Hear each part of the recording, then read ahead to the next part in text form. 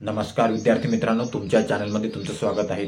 बघा, कंबाईन करणाऱ्या प्रत्येक विद्यार्थ्याच्या मनामध्ये आता एकच प्रश्न चाललेला आहे, ऍड कधी येणार, जाहिरात कधी येणार, पेपर कधी होणार, बस एवढाच एक प्रश्न चाललेला आहे।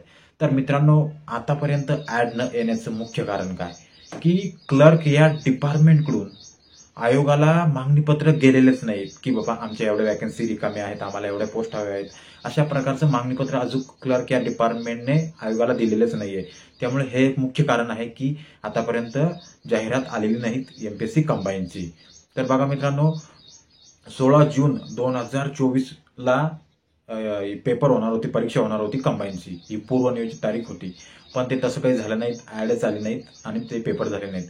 तर आता काय होऊ शकतं बघा, या महिन्यामध्येच ऍड यायला पाहिजेत, कारण की 10 सप्टेंबर नंतर आचारसंहिता चालू होणार आहेत विधानसभेच्या, ऑक्टोबरमध्ये विधानसभेच्या निवडणुका आहेत, परत डिसेंबरमध्ये स्थानिक स्वराज्य संस्था यांच्या निवडणुका आहेत, म्हणजे 2-3 महिने तिकडेच गुंतणार आहेत।